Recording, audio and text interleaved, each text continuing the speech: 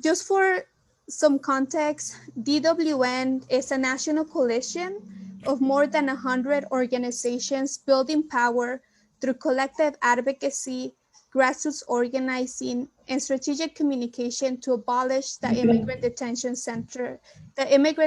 system in the United States. I want to start before we go in with our panelists, just giving a little bit more information of the national landscape we're seeing right now. So many people are shocked to learn that the US maintains the largest immigration system in the world with more than 200 detention centers across the nation. And under Trump, we saw funding to detain more than 50,000 immigrants on any given day. We know that detention is deadly, it is inhumane, it is arbitrary. And right now, the number of people in detention is actually at its lowest in 20 years, about 15,000 people. But even one person is too much. We know that abuses continue, and under COVID, we have seen even worse conditions. And while the current reduction of people in detention is not actually a reflection of positive federal policy reforms, it does underscore the arbitrary nature of detention and that the system is unnecessary. So we're here to demand that detention is ended, right? That the number of people in detention must only trend down and that facilities need to be shut down. But 100 days into the Biden administration, we are actually seeing the number of people in detention go up. We are seeing new COVID outbreaks inside of detention centers. We are seeing ICE continue to transfer people from one detention center to another and from the criminal punishment system to ICE custody. And we are seeing that ICE is not exercising discretion to release people. ICE continues to also racially profile and separate people from their loved ones and community every day through race and other enforcement. We are also seeing Border Patrol separate families at the border. We know ICE detention is plagued by egregiously poor conditions and a culture of violence that results in system-wide abuses, including death. In the fiscal year 2020, this year ended with the highest death toll in 15 years, with 25 lives lost in immigrant detention. DWN put forward multiple demands to the Biden administration for his first 100 days, the majority which have not been met, and we haven't seen any tangible action on detention. We invite you to read more about these demands and our overall status report at the link that will be shared on the chat. And we continue to organize to end immigrant detention. We do this mainly through two campaigns. One is our Communities Not Cages campaign, which supports local efforts to shut down detention centers, stop the expansion and construction of new facilities, and builds a coordinated national strategy to abolish immigrant detention. And under Biden, we actually launched the first 10 to Communities Not Cages campaign, demanding the shutdown of 10 immigration facilities that are emblematic of the whole detention system in the first year of the Biden administration. We also have our other campaign called Defund Hate, where we advocate for the divestment of Immigration and Customs Enforcement, ICE, and Customs and Border Protection, CBP, through the federal appropriation process. And we advocate for the investment of programs that create thriving communities through the federal budget process. And at the same time, right, we continue to see people inside of detention leading the fight to abolish ICE. From March 2020 to January 2021, DWN actually recorded more than 49 hunger strikes inside of detention. And this doesn't include other forms of inside organizing, such as work stoppages that folks have been organizing inside. And a lot of our members have been supporting those efforts, and a lot of our panelists here as well. With that, I'm gonna pass it over to our panelists to share more of their own analysis and about the work they are doing locally. And I'm going to switch into Spanish to facilitate the next section. Entonces, ya di un poco. So I was able to share a bit of the national landscape of detention, and I want to pass it to our panelists so that you can share with us a bit more of your own analysis and the work that you are all doing locally and nationally to end immigrant detention. So we are going to start so that you all share with you a little bit about your local work and why leadership from folks that are immediately impacted, directly impacted, should be centered in our movement work. So I'm going to pass it to Sulma first.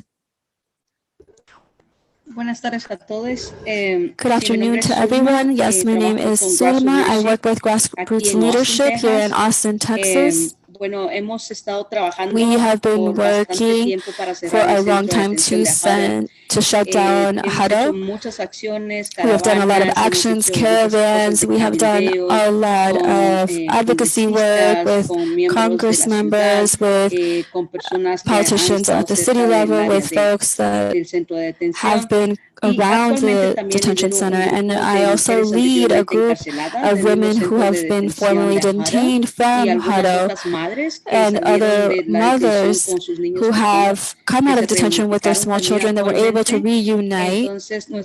And so our work has been has been very difficult, but we feel like the voices of folks who have been directly impacted, like me, because I was someone that came out of that Hutto Center, and I was there for 4.5 months, and I've been in other 3 detention centers for more than a year and a half also. So as people with experience, as people who have suffered this abuse and this psychological abuse as well, and we know that the only way to be able to bring justice and uplift the voices of those immigrant folks that are still detained is us, because we've had that experience. So we are here to be the voice of those folks that don't have the opportunity to speak out and defend themselves in those detention centers. And with this group of women, we have been fighting, and I think that no one can really speak about these experiences unless they've had these experiences. And I think that it's beautiful to know that mothers, along with their children, are working and fighting to close these detention centers. And something else important that I can share is that not one more person can be in a detention center, that these detention centers, they should not be improved, they should be shut down completely. Ahí lo dejo y vamos a seguir hablando más adelante. And now I'll leave it there and we can continue talking more. Thank you, Sulma, and I'm going to pass it to Beatriz. Good afternoon, everyone. I am Beatriz Mejia Batres. My pronouns are she, and I am a member and community organizer with this collective. And right now I am in Virginia. I was detained in 2014 in Artesia in New Mexico with my son. And since then, I have been joining these collective efforts to shut down detention centers and to expose the abuses that people experience in these places.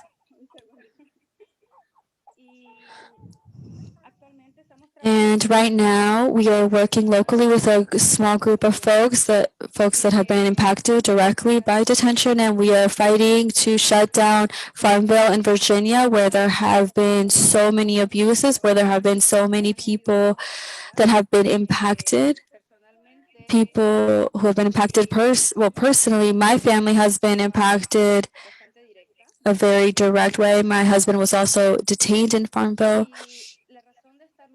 And the reason to fight is to ask the community to join us to be able to shut down these centers indefinitely, because no person deserves to be treated in such a humiliating way.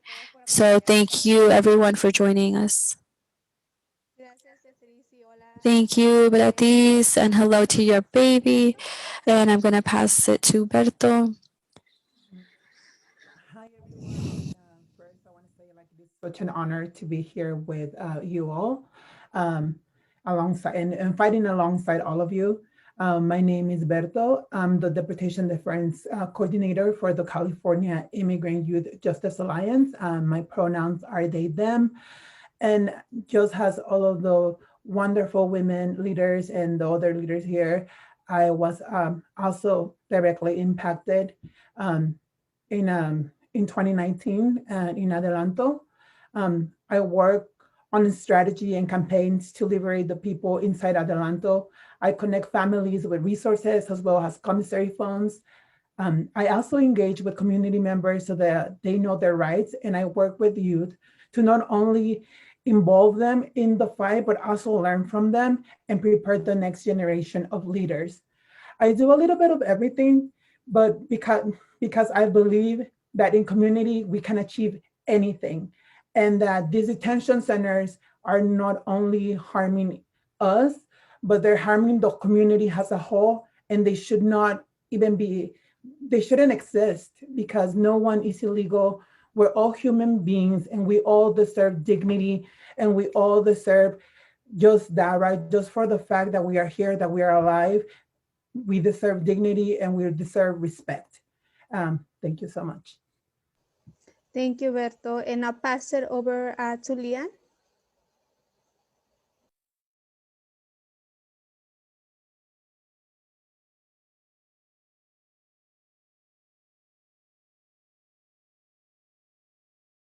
No te escuchamos. Creo que tienes que ser. Ok.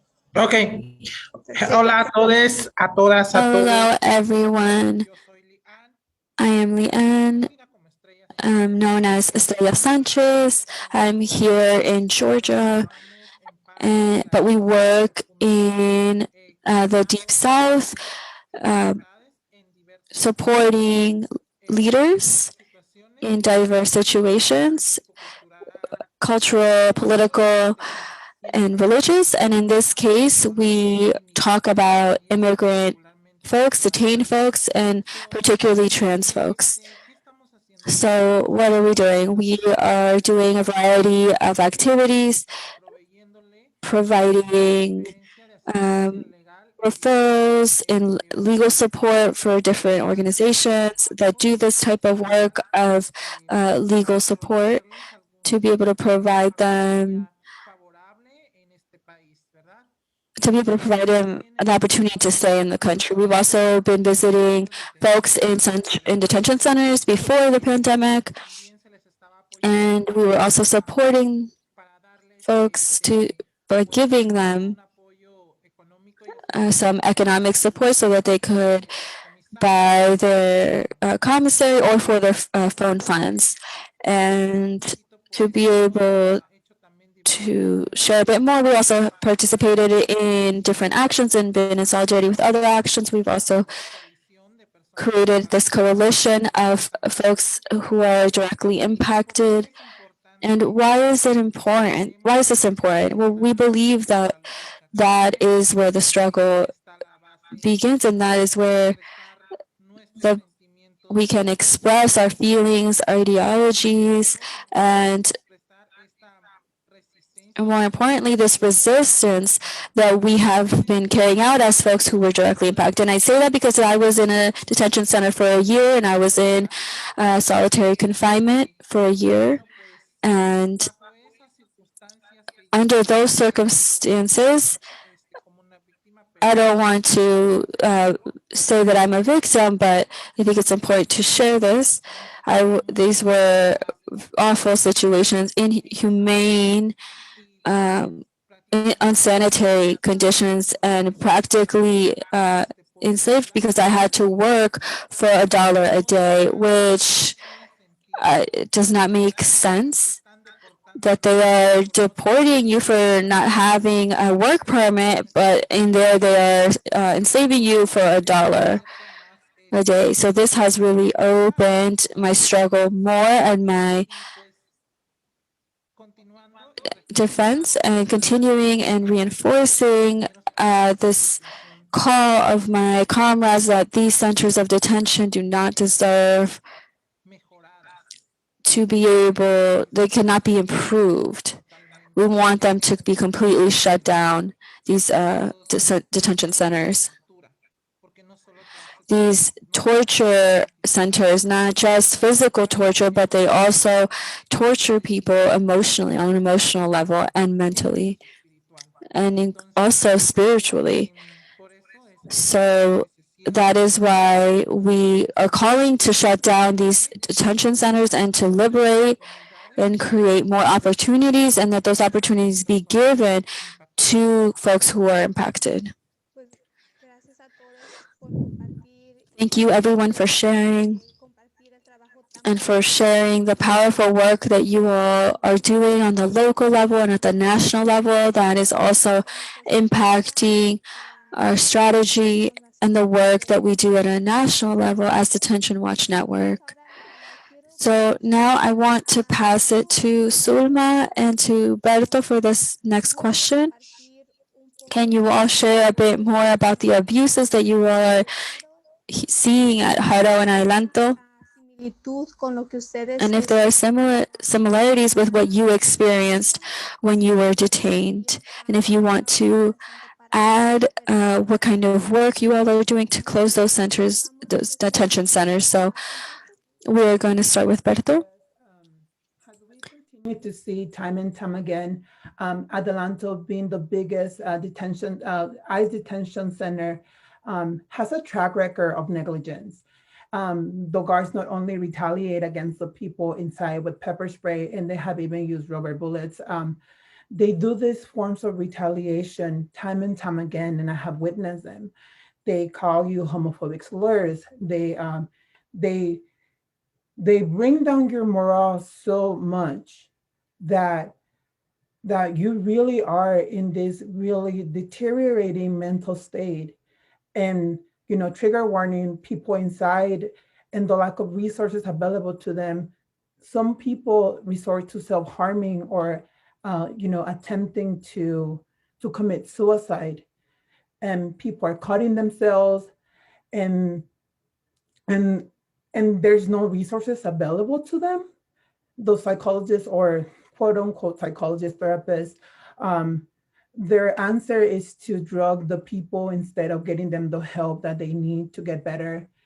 And sometimes the therapists commit harms and violence towards the people inside. There have been cases where the therapists use verbal abuse towards folks inside.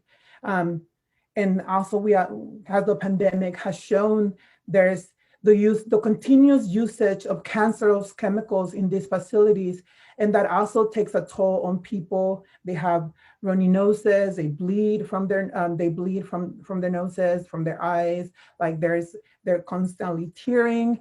And the state is well aware of the damage that that these chemicals do to the people, and they don't care.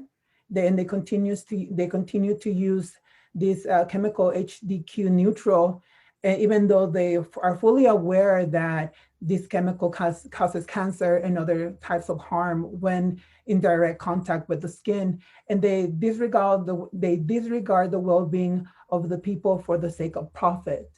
And to that I say, we need to demand the Biden administration to look into this, and not only fully close these centers, but give people the humanity that they deserve, because no human being deserves to be caged, and no human being deserves to be treated like that and exposed to all of these things when they're already running from the violence and all of these other things in their countries, and they're only met here with more violence.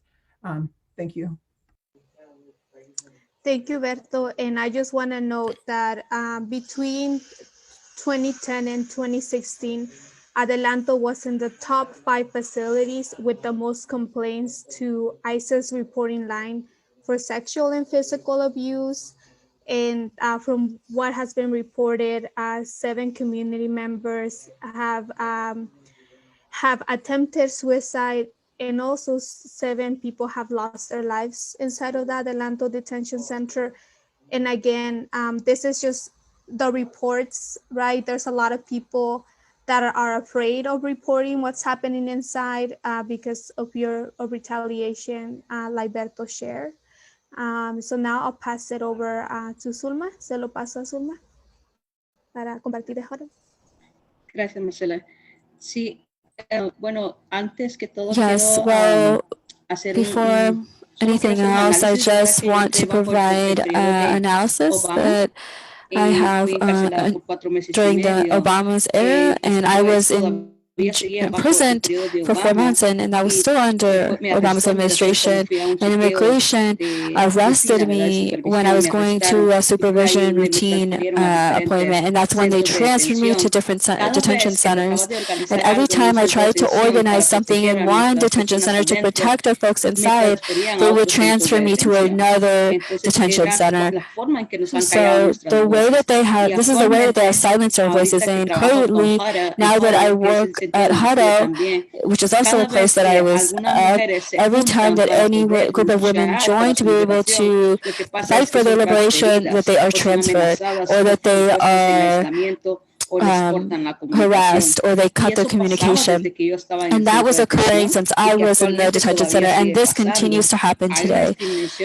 There is a terrible discrimination against towards LGBTQ folks. They say you can't touch anyone, and that wasn't something that we just saw in adult detention centers, but also in minor detention centers. And I've talked to different minors who were able to reunite with their mothers that are part of our group of fighting women, which is our name. They were terrorized, that there weren't enough beds, that they yelled at them, that the food is rotten and it's not enough food. The yelling is excessive. The schedules are super strict, especially for children. But for us as adults during this period, that nothing has changed under Biden. The same circumstances have happened. We've gone past the era of Trump, and the mass incarceration has increased, and the deportations were more visibilized, but this also happened under Obama. And now under Biden, nothing has changed. So for me, it is important to highlight that when I was in Haran, which was in 2010, a guard sexually abused a woman, and there were a lot of different incidents of sexual assault and abuse by other guards, and that has not changed. 4 or 5 years later, there was another woman that was part of our group that was assaulted sexually, and there are women that right now are medically terrible condition because the medication that they are receiving is absurd. And there are other people who say that I didn't get anything, because another thing that we have seen or that I saw is that to be able to get to a doctor, like I told you, which doesn't even work anyway, you have to fill a request form, and that can take up to 3 days to a week and a half. But if it's something urgent, you do not get medical care. And when you are able to get some kind of medical care, people are excessively over-medicated. There isn't a limit, and they don't see the risks that are causing to people. And LGBTQ folks who never receive their treatment while they're there, and this continues to happen. There were LGBTQ folks that were isolated just because of their sexual orientation or the way they presented it, and it's a terrible exclusion. The forced labor continues to happen. This is something that has not changed from 2010 to now. Nothing has changed, and the pay continues to be $1 a day. And in this way, I don't think that it should be called pay. It is a place, a way to also torture people. So for me, it's important to stop using that term that it's work. It's a harassment. It's torture, and it's very difficult to know that people like me and a lot of other people that don't have that opportunity to speak, that have been victims of this cruelty and abuse in these detention centers. I just want to no quiero decir que hayan mejoras. Queremos que I, realmente los centros on de my behalf, I detención don't dejen de want there existir, to que be no se abran improvements. centros de That there, detenciones I want mejorados to say o that con nuevas these need to licencias, be sino que shut down and realmente that there's deben de no dejar de more. existir. That they should Y stop gracias mucho. existing. And thank you so much. Thank you, Sulma and Berto. And just to name for folks that Haro has faced litigation due to forced labor, right? And something that we heard already, Estrella Lian mentioned, Sulma, that we have seen at Adelanto. And it has really been because of the organizing of folks like Berto, like Sulma, right, that we have seen changes. Like actually, at some point, they were able to end one of the contracts at Huddle detention center, but then ICE right came back to open a new type of contract. And then under the pandemic, because of a lot of organizing advocacy, folks in litigation, there was a few hundred of folks that were able to be released from Adelanto, and the community there was able to support those mass releases even under a pandemic. So there's definitely right that support that exists in our communities to support folks get out of detention, and just right, we are also demanding that the federal government divest from ICE and detention and actually invest for our communities to thrive. Entonces, ahora voy a pasar a la siguiente. So now I'm going to go on to the next question, and this is going to be for Beatriz and Leah. What is your opinion on how Biden is responding to the detention of immigrants in his first 100 days? And we're going to start with Beatriz. Hello, everyone, again. Well, in reality, we're not seeing any improvement in the last 100 days. I think that a lot of us had a very different perspective or hopes that this would change, but in reality, up until today, we haven't seen any improvement in absolutely anything. They have just done. The Biden administration should fix the effects of family separation, because this was initiated under the Obama-Biden administration. Under Trump, this just increased. This abuse increased. The executive reforms were just made the access to ask for asylum was more difficult. And it has also deeply, violently affected on an emotional level these groups, because the legal services in this country are very costly and not everyone can afford them, and they are limiting us more and more, and they are not doing absolutely anything. I remember that they mentioned that they were going to reunite these children and their parents when they were separated by the Biden administration. And up until now, we have not seen this happen at all. So we are here to demand that all of these demands are met, and to demand that they fix everything that has occurred under the Obama-Biden administration, and he has the leadership and the ability to do so. And I think that as a community, we deserve and we have the right to be able to demand that our voices be heard, and that is why we are continuing to fight and asking the community to continue to get involved.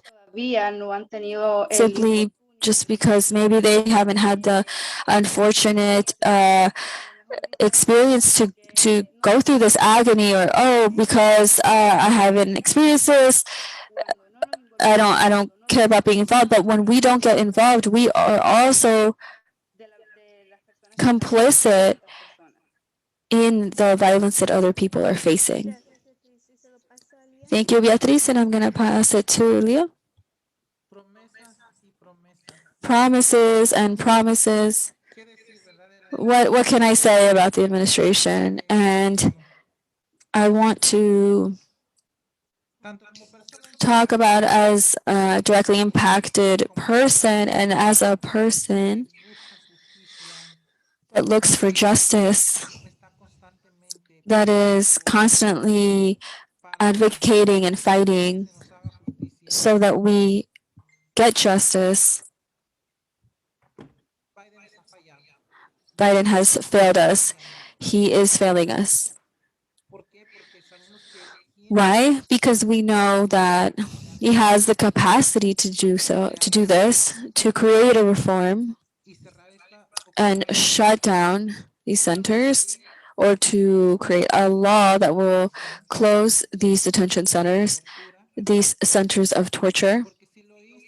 Because if he did it in the Department of Justice, though we are talking about jails for criminals, he can also, quote unquote, criminals, he can also do this for immigrant detention.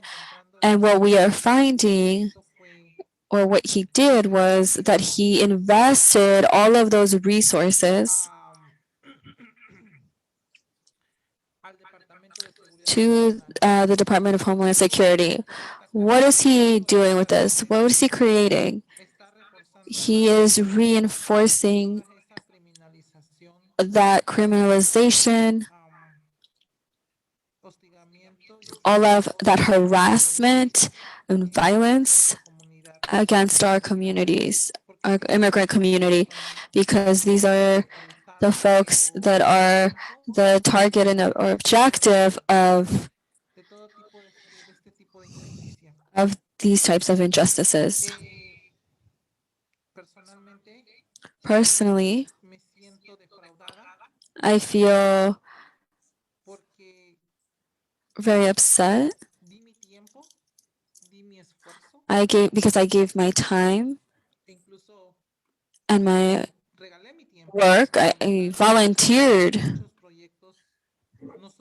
and I supported a lot of projects, nonprofits, different organizations, and for-profit projects, so that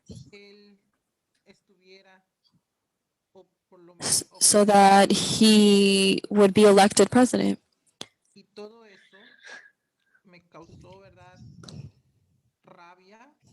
And all of this has caused me a lot of anger and a lot of mixed feelings in seeing that he has not done anything.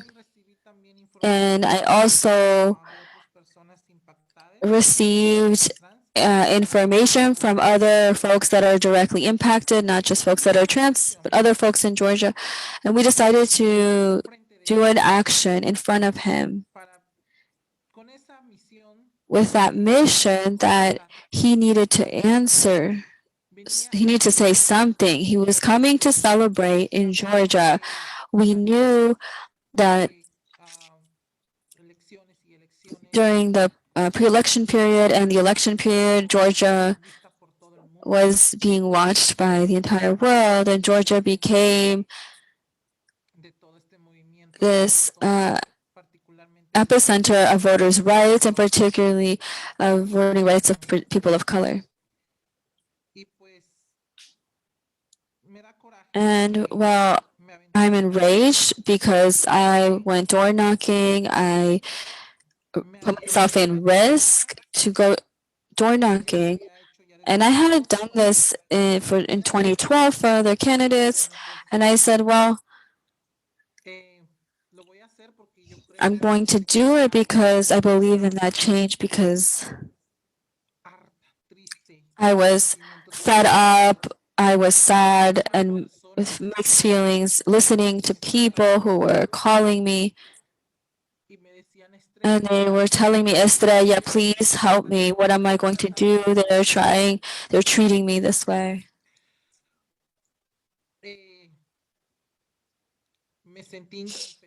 I felt incompetent because I didn't know how to help these folks. In a moment, in my mind, I was thinking, if I was one of those folks, one of the millionaires, I would be able to support you with funds. There are so many ideas as an organizer, but I got to a very frustrated point. And hearing those voices and those stories constantly motivated me to go door knocking. And not just for Biden, but for two representatives that we were hopeful for, Warnock and Yosef. And up until now, they have not met any of our demands. And so we want them to answer to us. We want them to answer after the action. He just says that he was basically making fun of us. He was teasing us. And he said it to a media outlet from the White House. Biden, you are playing with the suffering of our community. You are playing with the pain, with the death of a lot of our loved ones, of a lot of people in Georgia. And I'm talking about the Airing Detention Center that received forced sterilizations. Biden has robbed us of many lives and he has murdered. And this community, we have to wake up. We are going to do this together.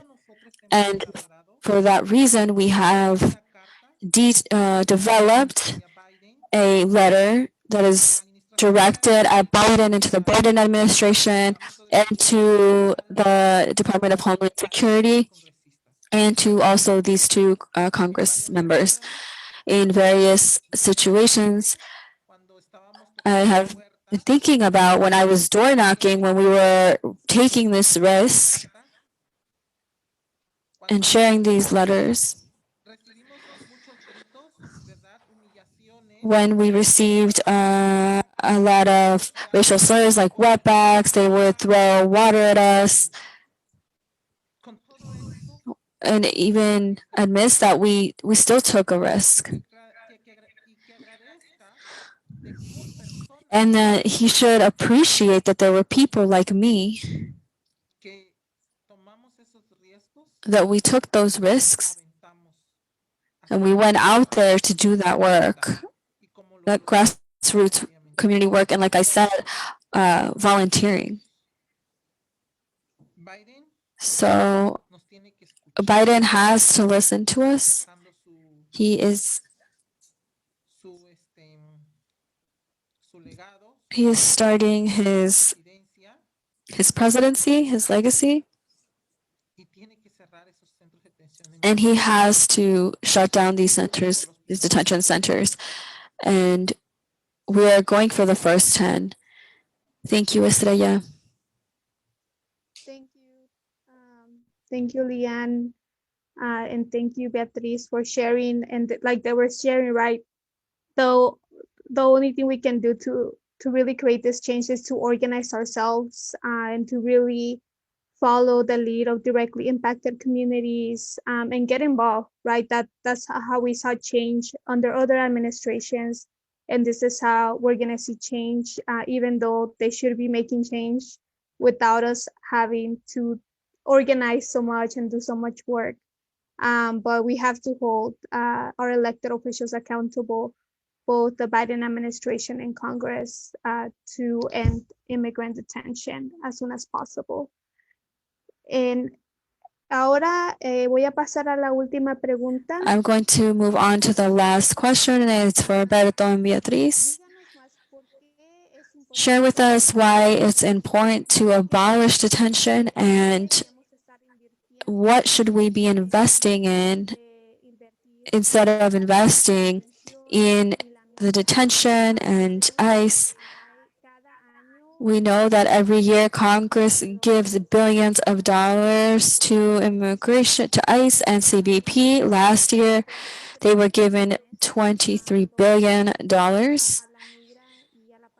to ICE and CBP. So What is it that your communities, that our communities want to see? What investments they want to see instead of immigration? And I'm going to pass it to Beatriz. Thank you, Marcela.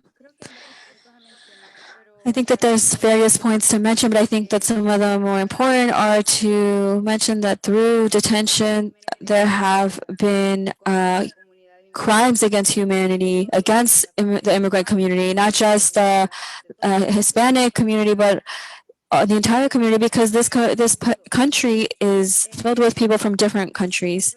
In these detention centers, they gain millions, billions of dollars annually, costing the dignity of children, of women, of men, of folks,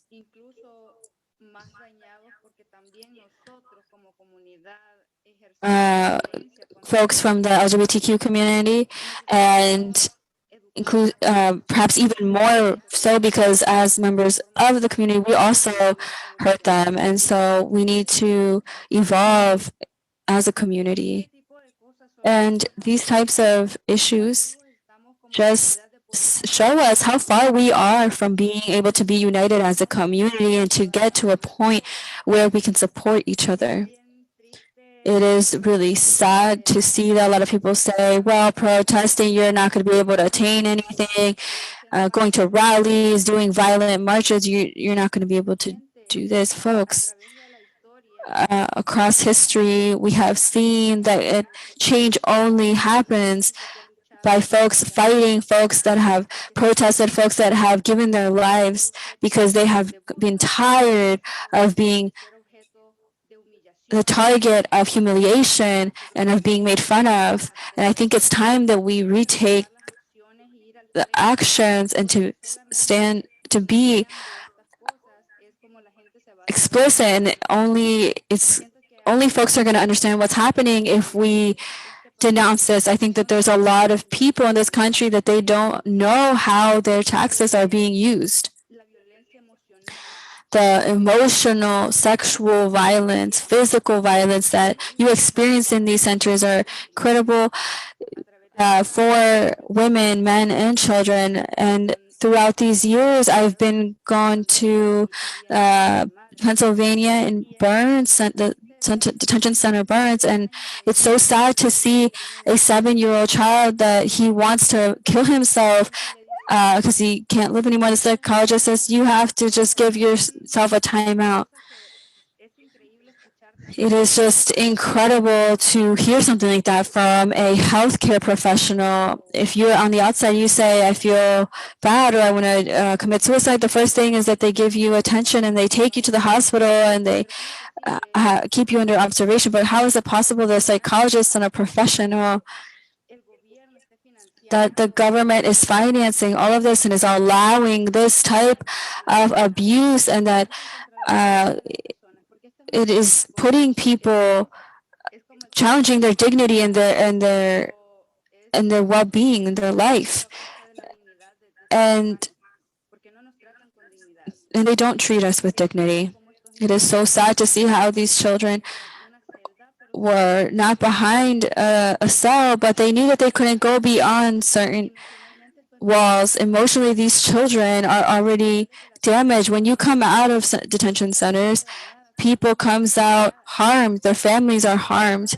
In these places, the family separation affects so much the family. It affects so much the emotional health of the family and the economic stability of the family, and also the local economy. And immigrants, we work also, but we are not supported. And the immigrant is working and never receives support or services from all the taxes that we get taken out of our body, out of our paychecks.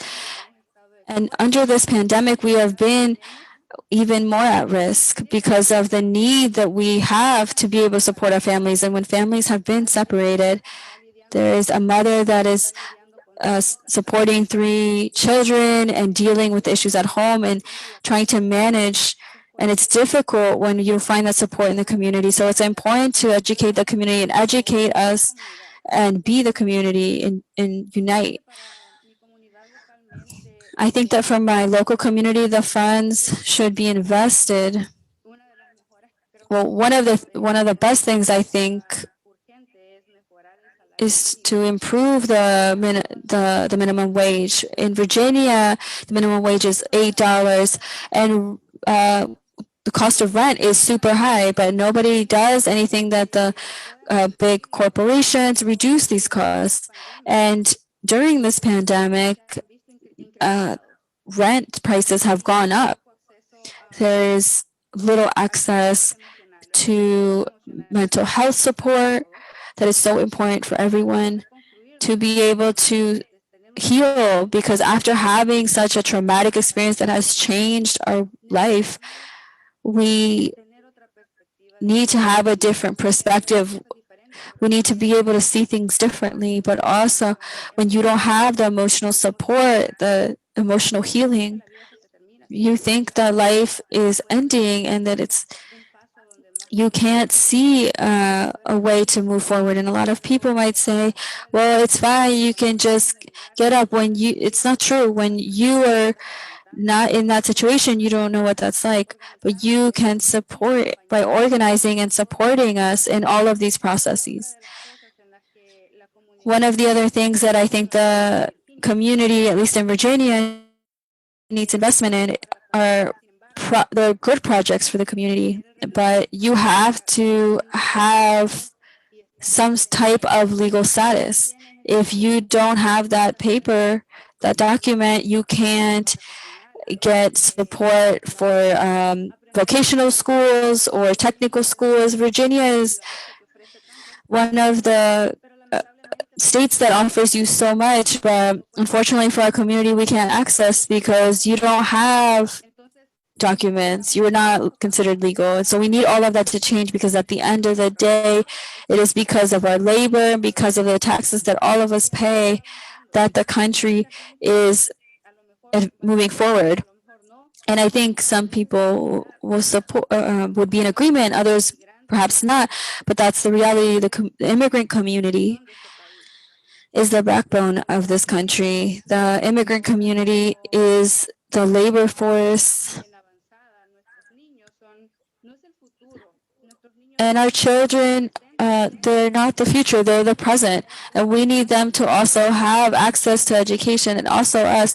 And we need to be able to educate ourselves in political education, because we need to learn what it means that they're carrying out a legal process. They think that this is just something that attorneys should be monitoring, but also we have a right and we should be involved. And when we get involved and when we are educated in around politics, we can demand certain changes. And that's what we're doing now. And so that's why we're having this call to action, so that the community gets involved. In this past election, I realized that so many people in this country do not have political education, because they don't understand what is happening. And I see that in the immigrant community, but not just the immigrant community, the also local community, when it comes to political issues, they need to understand their history, and a community that doesn't understand their history is destined to fail. A lot of people may say that the country cannot receive more immigrants or receive more people, but also the United States has collaborated so that our countries in Latin America and all over the world are in the position that they are in. And I think that they owe us, and we deserve the right that we are treated with dignity, because we are human beings. And just as anyone else has rights, we have rights. And just as my comrades say, no human is illegal. Thank you, Beatriz, and I'm going to pass it to Berto. I think it's pretty important to uplift all of the remarks that everybody has said, right? That we need to divest from these cages and from the police and these systems of incarceration, and bring that money back to the community. And those people, they don't deserve to be caged. They deserve to be with their families, with their communities, with their loved ones, right? And also the importance of knowing that our fight is a collective fight, and that we are all in this together, and whatever affects you will ultimately affect me. And as Beatriz, has Suma, and has Estrella have mentioned before, we need to be more aware of the policies and the political background that is happening around us, because we are all impacted by that. And we need to demand Biden to close down these cages once and for all and return these people to their communities and their families. And we need to invest in mental health. We need to invest in education. We need to invest back in our communities, in hospitals, because as the pandemic has shown, the government is hoarding all the wealth and letting us out to die. And it's just so grotesque. And every day I'm reminded of why I'm doing this, because our fight is all intertwined, and I'm not gonna be free until everyone is free. So thank you all so much. And it's just been so amazing to share space with you all, because you all bring so much depth and so much lived experience that it's just such an honor to be here with everyone. Thank you. Yes, thank you, Beatriz. Thank you, Berto. And thank you to all of our powerful panelists. And like they were saying, right, we need to come together and organize for the change that we want. So thank you, everybody who joined us today via Zoom and via Facebook. There are things that you can do right now to support our fight to end immigrant detention. So we're gonna put them on the chat, and I'm also gonna screen them. But definitely want to invite you all to support the work of our panelists. And how you can do that is by following their work, right? Following the work of grassroots leadership, of Silla, La Colectiva, Community Estrella. So here are the links to their pages. Encourage you all to follow them on social media to keep up to date on their calls to action. And today, what you can do is actually sign the petition that we have going to the Biden administration for our first 10 to Communities Not Cages campaign, so that he can start the process of ending immigrant detention this year. Also, we have our Defund Hate petition as well. That one is going to Congress, right, demanding that they defund ICE and CBP for next fiscal year, and that campaign is going to start picking up in the next few months. The budget process is going to start. And also encourage you all to sign up for our action alerts, right? We send out emails on a weekly or monthly basis, just letting folks know how they can take action to support our movement to end immigrant detention. And if you do have a minute, 5 minutes of your day every day, I also encourage you all to check out our social media pages, Facebook, Instagram, Twitter. Like I said, we have more than 100 members, and we are always uplifting all of those calls to action to support hunger strikers, to support shutdown efforts locally, and to support our national efforts to free them all and to end detention, to defund hate. So yes, and I also wanna remind folks that if they have any questions at this point from anything that we share or from our panelists, to write them on the chat. And we'll give it 1 minute to see if folks have any questions. But yeah, we thank you for joining us today, and we hope that you continue to join us in our fight and every day moving forward. And it is going to be our collective organizing that is going to get change and pushing our elected officials in this administration to make change. So thank you again to our panelists, to our interpreter, to our tech support, to all the organizations that made this possible and are helping us cross posts on Facebook. And we'll be in touch with you all And let me see, nothing, okay, no questions so far. Okay, well then, again, we encourage you to take those few actions today, right now. If you can, go and sign those petitions, follow our organizations on social media, sign up for action alerts, and also and encourage you all to share those calls to actions with 3 to 5 friends, loved ones, family members, so that we can continue growing our movement to end detention. And again, thank you. Have a good evening, and we'll continue our fight to end immigrant detention.